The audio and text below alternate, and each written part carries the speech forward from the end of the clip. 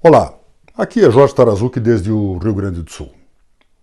Quando o Clesão morreu, o Alexandre de Moraes se borrou todo e mandou soltar uma boa parte dos presos políticos do 8 de janeiro. Agora, com a fuga do país de alguns condenados, que estavam em liberdade provisória, ele mandou prender outros tantos de volta, com medo de que também deixassem o país. Ou seja, está imputando aos que estavam em liberdade provisória uma punição pelos que fugiram. É o caso de Jaime Junques, de 68 anos, que passou por uma cirurgia de câncer de próstata há um mês. O ministro mandou prendê-lo novamente na semana passada. O coitado do sujeito tem que usar fralda geriátrica e ainda necessita do auxílio de uma sonda urinária depois da cirurgia. Que risco há desse senhor fugir do Brasil? Que critérios mais cruéis e injustos o justiceiro desse país está usando, hein? Por favor. E por falar em injustiça, estamos vendo a vitória acachapante do crime e da corrupção no país. Enquanto os manifestantes do 8 de janeiro cumprem penas de até 18 anos, vemos um bolo fecal, um bolo de excrementos de políticos e empresários que estão sendo livrados de processos, de prisões e de multas gigantescas. São inúmeros os casos. A soltura do Sérgio Cabral, ex-governador do Rio de Janeiro e corrupto de primeira linha, foi uma cusparada na cara dos brasileiros. Agora livraram a cara do José Dirceu, alegando prescrição da pena. Os togados consideraram que o crime aconteceu lá em 2009, ou seja, quando foi assinado o contrato entre a Petrobras e a Apoio Tubular, e não no período posterior em que o safado seguiu recebendo propina. O ministro Dias Toffoli também cancelou a multa e livrou a cara do Marcelo Odebrecht, um réu confesso, que fez uma delação premiada para evitar que os seus funcionários fossem para a cadeia. Também cancelou a multa bilionária da JBS, agora JF, dos irmãos Batista.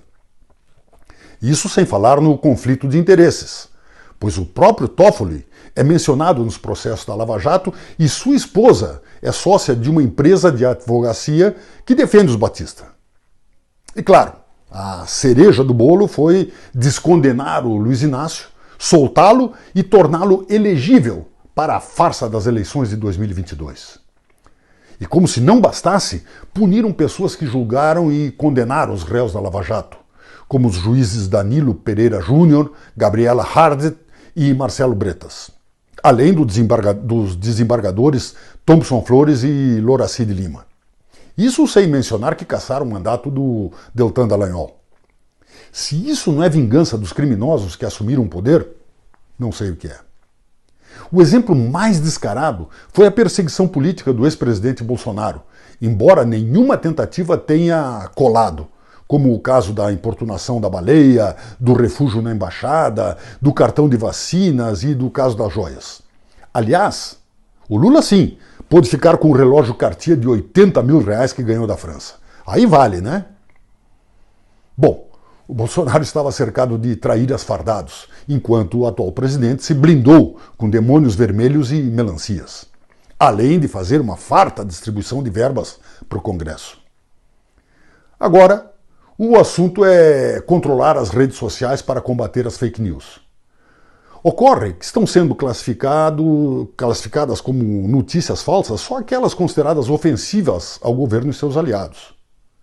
Muito do que a rede Goebbels mostra como fake news são provadas verdadeiras pelo SBT, pela Record e pela Bandeirantes. Mas essas não recebem do governo a bolada que a outra rede recebe. Sinceramente, vivemos num país de mentiras, de injustiça, de corrupção e de impunidade. Num país onde impera a desfaçatez e a ganância de políticos e magistrados inescrupulosos. Num país onde o povo é acachapado e esmagado pelo descaso e abandono. Num país onde somos entregues à própria sorte contra as facções criminosas. Mas como mudamos isso? Adianta votar em candidatos que se dizem bons e que vão mudar o país para melhor? Até agora parece que não adiantou porcaria nenhuma.